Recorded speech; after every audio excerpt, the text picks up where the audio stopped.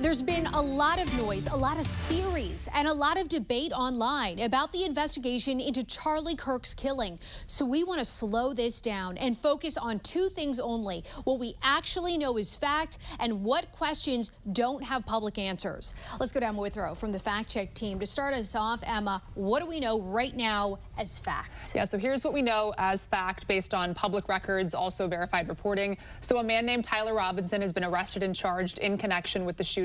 He's currently the only person charged, and no co-conspirators have been named. Also, investigators recovered a rifle near the scene, and that weapon is now in evidence. They say a towel holding the rifle has Robinson's DNA on it. So obviously the rifle exists, so its recovery is not in dispute either. And then beyond that, there's digital evidence. Surveillance video, phone records, and online communications are acknowledged to exist by the feds, but we haven't seen like the physical copies of them quite yet. And theories aside, and we know there are many, what don't we know just yet? There's a lot still that's up in the air. I mean, we haven't seen a full autopsy report. There's also been no public confirmation that the bullet itself was recovered at the hospital or during an autopsy. And if it was, officials haven't released details about its caliber or ballistic markings. Turning Point USA spokesman Andrew Colvett said on X that Charlie Kirk's surgeon called it, quote, an absolute miracle that the bullet that killed him didn't exit his body because dozens of people were standing behind him when he was shot.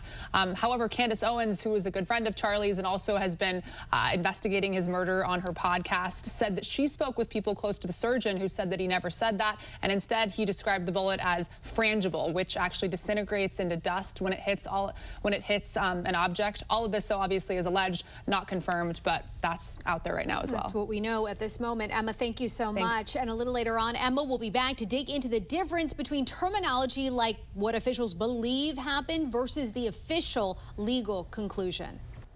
It's been 3 months since Charlie Kirk was shot and killed at Utah Valley University, but many questions surrounding the shooting remain unanswered. Let's go to Emma Withrow from the Fact Check team. And authorities said that they found what they believe to be the weapon used to shoot Kirk. But as you know, there's been a lot of public speculation. Yeah, there has. An emphasis on that word believe, because the wording really matters here, because we haven't seen a publicly released ballistics report that shows a definitive match between that rifle and the fatal shot that killed Charlie. And there also hasn't been any official confirmation that the bullet was recovered from Charlie Kirk's body at the hospital. But Turning Point USA spokesman Andrew Colvett said on X that he spoke with Charlie Kirk's surgeon, and he called it an absolute miracle that the bullet that killed him didn't exit his body because dozens of people were standing behind him, obviously, when he was shot. However, Candace Owens, who was a friend of Charlie's and has been investigating his murder on her podcast, said that she spoke with people close to the surgeon who said that he never described it that way. Instead, he described the bullet as frangible, which is a type of bullet that disintegrates into dust